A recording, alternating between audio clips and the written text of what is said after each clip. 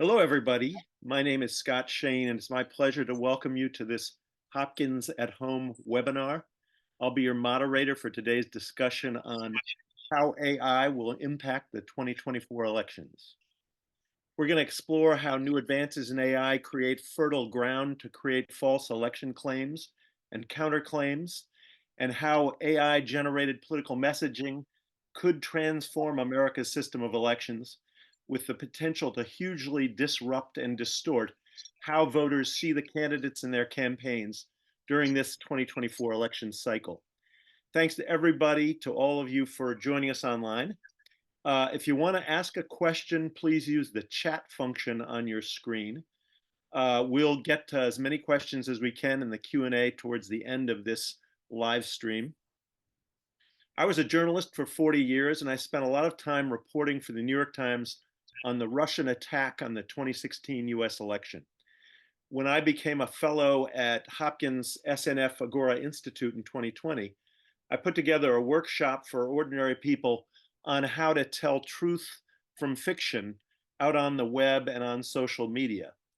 But I have to say that 2020 seems like a long time ago now, and the tools for the bad guys have gotten a whole lot more powerful. So it's a real pleasure to introduce our featured speaker, Joycelyn Tate, who's a real expert in the field and is very up to date on both the threat and the steps that might be taken to protect our elections. Joycelyn is a 2005 alum of SAIS, the School for Advanced International Studies at Hopkins, and the founder and CEO of TS Strategies. She's a leading expert on digital equity with a record of developing strategies to advance racial and gender equity, civil rights, and social justice in the use of, access to, and ownership of technology. She's the co-founder of Make Innovative Technology for Change Innovation Hub, a nonprofit organization that empowers youth and adults to create technology for social change. She's served on the Communications Equity and Diversity Council at the FCC, the Federal Communications Commission, and as a board member of the Universal Service Administrative Company. She's been a member of the US delegation to the UN World Conference on International Telecommunications. Joycelyn, thank you so much for joining us today. I think we're all looking forward to your help sorting out this, let's face it, somewhat scary topic. Yes, and thank you so much for having me today, Scott. And, just to say, particularly on that point, YouGov surveyed Americans and asked them about whether they were concerned about AI. And 85% of the Americans that they surveyed said they were really concerned about AI and spreading misleading videos and deep fakes. So that just lets you know the landscape we're in here in the US, and it's getting and people are really concerned about this to the point that they don't really know what to believe when it comes to political messaging during this election cycle. So I'm really glad to be having this discussion today. So I think you have some items to show us to give us a little taste of what's out there. Sure. We can just start with the first item. The first thing is, I think, is a photo we have. Now, this is a false image. This image was put up by some people who were claiming that President Biden was getting ready to start war around the country and starting the next, the caption was that he was going to be starting the next World War III. Now, first of all, President Biden never wears army fatigues. So this was a fake. And if you look, but it looks very convincing. If you look at the hands, sometimes the hands are a little telltale. For some reason, AI has a little problem with the hands. I think they're holding his pen in the wrong hand. Now, this photo is also a false image. It was put out because a lot of people are Black men basically in the 2020 presidential election kind of checked out because they felt like they weren't being heard and their issues weren't being dealt with. So this image was put up and it was circulating online on the internet, showing former President Trump in a circle of Black men as if they're together and and as if he's, you know, supporting Black men in their issues. Totally false image. This is totally created by AI. And if someone were to see that along with the caption that maybe, you know, Trump is for Black men, or, you know, he hears you, this is a totally false image. So if we could look at the next thing. Is the New Hampshire presidential preference primary. Republicans have been trying to push nonpartisan and Democratic voters to participate in their primary. What a bunch of malarkey. We know the value of voting Democratic when our votes count. It's important that you save your vote for the November election. We'll need your help in electing Democrats up and down the ticket. Voting this Tuesday only enables the Republicans in their quest to elect Donald Trump again. Your vote makes a difference in November, not this Tuesday. If you would like to be removed from future calls, please press 2 now. Now, this was the robocall that was generated by AI, and this is what is really scary, because people thought it was actually, you know, people who didn't know thought it was actually President Biden, which it was not. And this is one of the dangers of AI, because it can take a voice, just a few lines of anyone's voice, replicate it, and become, and they can send out any message that they want. This is very, very dangerous for our elections and election interference. If we could just look at the last one. Hi, I'm Ron DeSantis, governor of the great state of Florida. After the last week's events, including my poor performance at the debate, as well as President Trump rejoining X, I've realized I need to drop out of this race immediately. I was told I could be president by some very powerful people, and I took some very bad advice. I did some very bad things that I'm not proud of at all.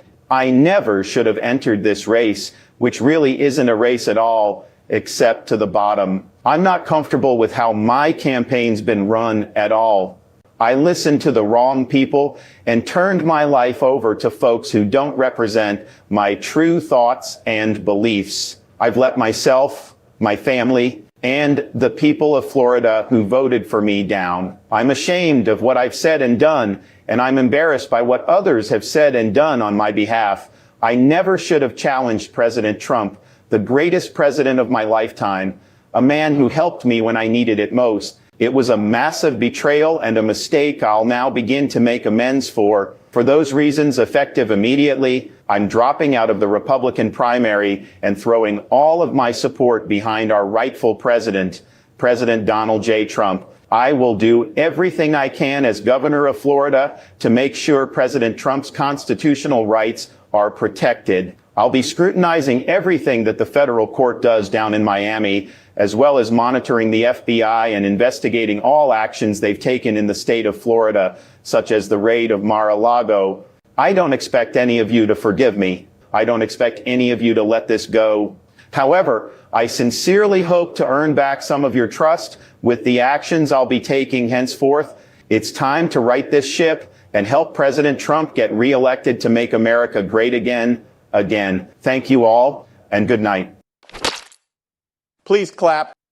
That was a pretty primitive AI presentation, but there are some that are very, very good.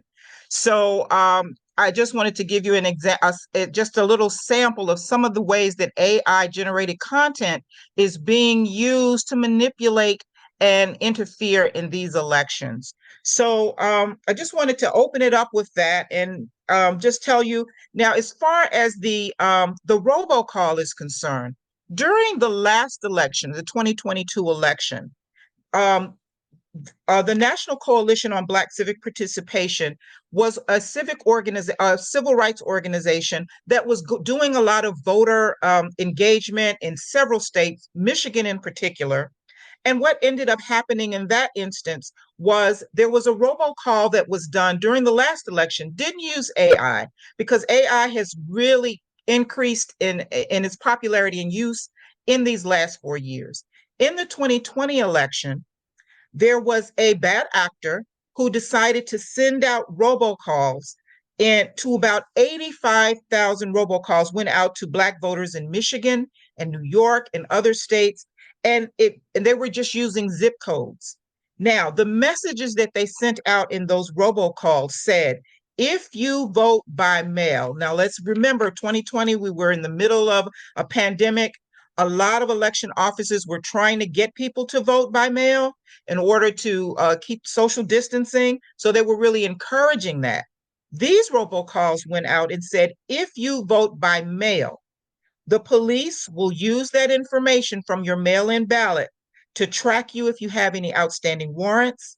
Debt collectors will use that information to come after you, and your information will go to the CDC. They will be gathering that information for mandatory vaccines. Now, remember during the pandemic how controversial vaccines were. So this information went out again to about it went out to about 85,000 homes, and it went out and it was targeted to Black voters in Michigan and New York by zip code. Now let's fast forward now with the AI tools. Back then they used an actor, claimed to be some civil rights organization. Fast forward now, they don't need an actor. All they can do is just clone a voice, and it can be a trusted voice from the community, target it, and they can micro target it now. So where before, if you had, they were just saying in general debt collection, now with AI tools and using algorithms, they can micro target who they send these messages to. So they may send it directly to a person that has an outstanding Macy's bill, and that person will be paralyzed from voting either by mail or any other way.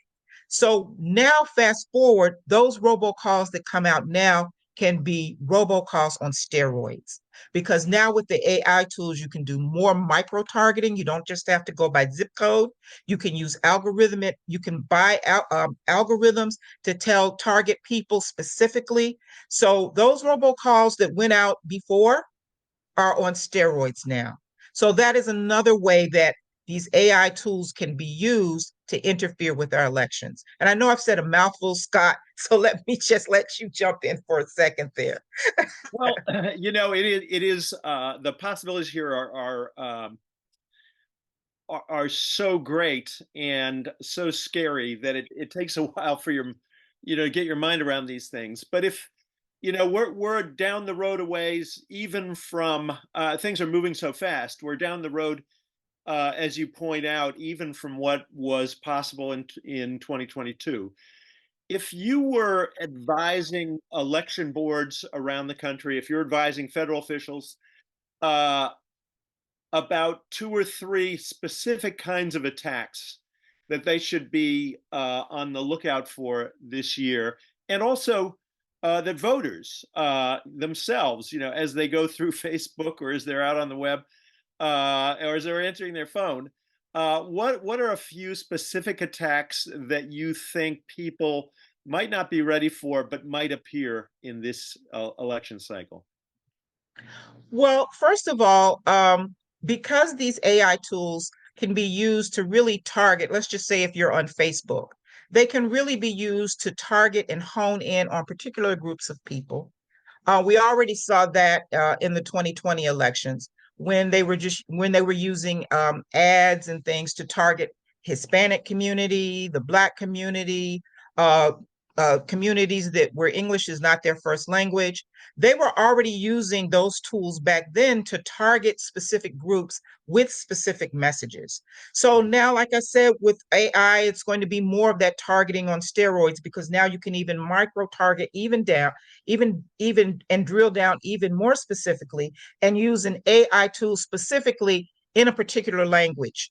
Targeting certain interests that a group has. So what people should look out for when they see these things is, first thing, don't spread it. Soon as people see things, they want to go share it. Check and double check to make sure that the source is correct. The the DeSantis, excuse me, the DeSantis video I showed you earlier, little primitive. If you look closely, you can tell with the blinking eyes and the little jerky movement. But they have AI generated content that is so smooth you can barely tell. So if it's coming from a voice a voice that you trust, and they use those AI tools to make these videos look like they're coming from trusted voices in these particular communities. If it's coming from a voice that you trust, but the message seems skewed, that's not what they normally say. Check, please check and double check. Don't spread it. Don't share it, because by sharing it automatically, and that's what people do when they're on social media, they see something, they like it, and then they want to share it. Don't share it immediately. Check. You have to do your due diligence on this, because it's really going to be hard to be able to tell these things. When you see a message discouraging you from voting, or telling you not to vote, or telling you something outrageous that another candidate has done, check, double check, and check your sources before you share that information, because it could be something that's targeted to you. Now, for governments and elections offices, one thing that they're going to have to do, and one thing that I encourage, is one of the solutions is there needs to be more government agencies. For instance, the Federal Elections Commission. I think they need more funding in order to be able to deal with the types of attacks and AI attacks that may become on election offices, because a lot of elections offices don't have a lot of the funding that they need to deal with a lot of attacks that may be coming out against them too. So they need those things. DOJ needs all of the support that they can to exercise their full power against bad actors. So there's really all of government, all of community, um, um, just all hands on deck for this one, really. And then the bottom line, I think, is Congress. We need comprehensive legislation to deal with AI. So you mentioned the possibility of an AI attack on an election office. Would this be more, an audio of the governor calling to say, we're changing our policy, or is this something that's actually getting into potentially the voter rolls, or using AI tools to, literally alter the election mechanism?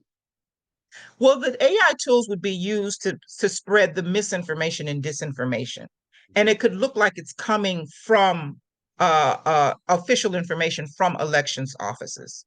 So that's the way that they could be targeting and harming. They could be saying, your polling places have changed. They could be saying information like, even though you're on the voting rolls, this you need to do this, or any type of information that is false information. So when people see that information, double check, call your local elections offices and find out if it's true before you spread it.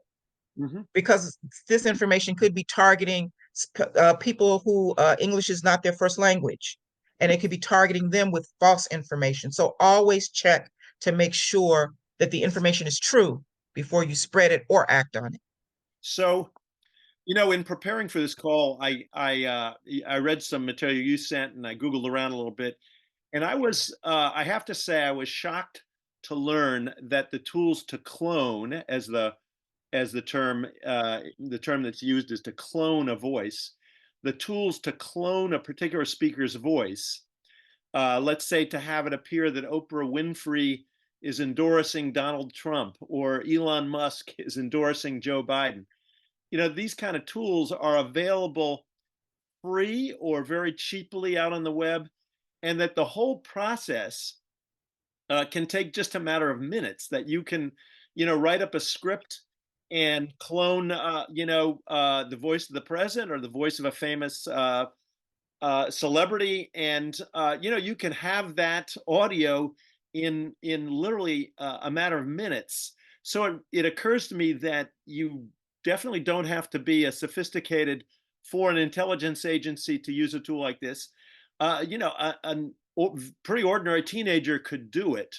I'm just wondering, do you see that as a as a possibility. I think, from 2016, we were worried about the Russian government.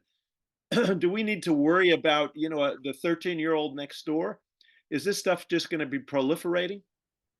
Most definitely, because the tools that can be used now, they're so easy to use. And like you said, a teenager in the basement can do it in a matter of minutes. So we need to worry about these things. Some people are doing that intentionally. We do have bad actors, both foreign and domestic, that really are trying to interfere with our elections. And then we have some people who are doing things as jokes. Mhm. But so we have to really be careful, because when people see this information and they don't know what's true, what's false, people are already a little skeptical. They don't know what to believe, and sometimes it paralyzes people.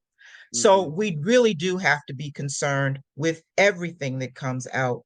Unfortunately, too, I'll say back in the days where you just had three networks, you only had three networks or four networks to look at to get all of your information.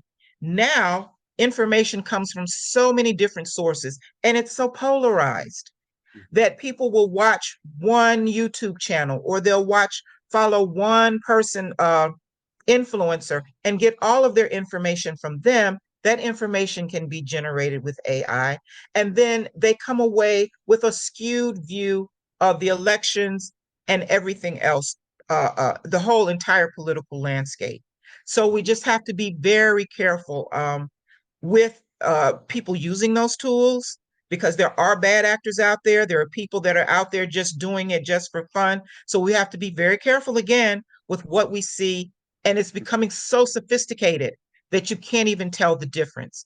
Now, what some states are doing is to combat these things, these type of AI election deepfakes, is they are coming, Republican and Democratic lawmakers in states are coming out with laws now to combat this AI generated these deep fakes.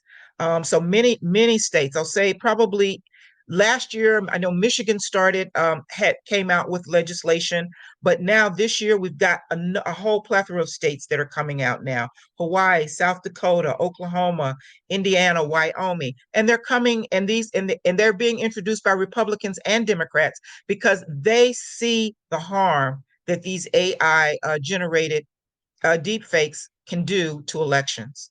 Mhm. Something that we haven't talked about, but that certainly occurs to me, is that this whole threat from AI has a kind of more subtle aspect, which is that as it proliferates and as people learn more, including in Zoom calls like this one, it can erode their faith and trust in everything they see.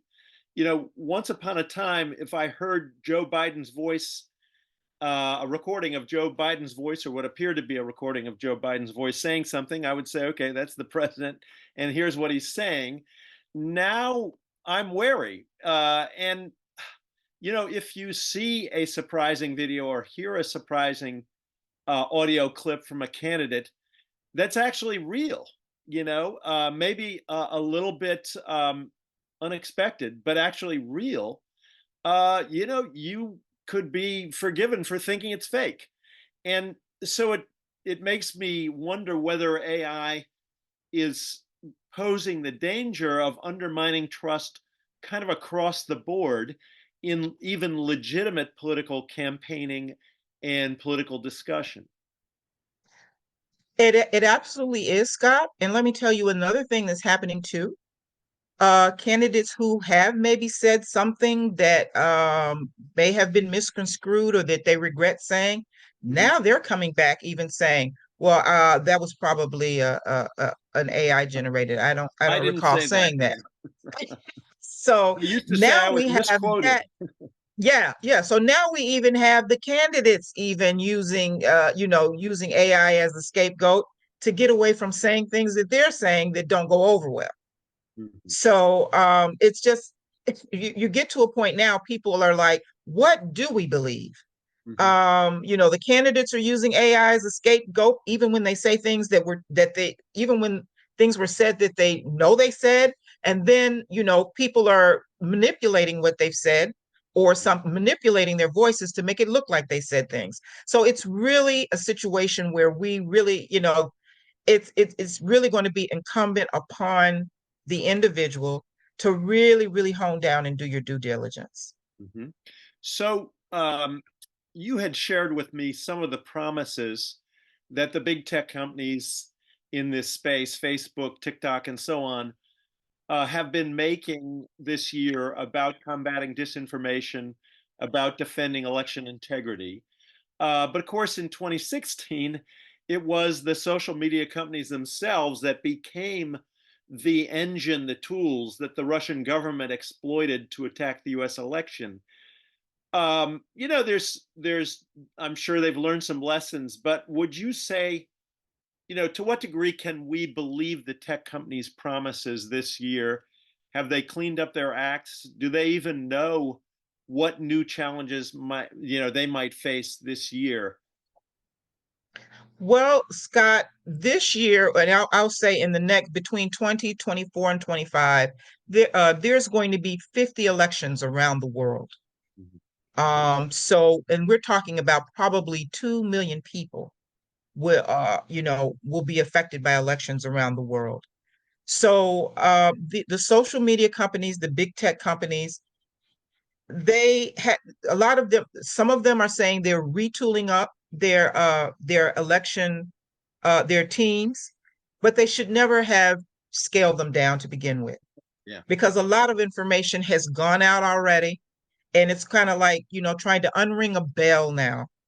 Um, Although I thank them for saying that, recognizing this and trying to tool up, but tooling down after the last election, and just what I noticed from even the 2020 election, it wasn't until like closer to the election that they finally really ramped up. A lot of them really ramped up.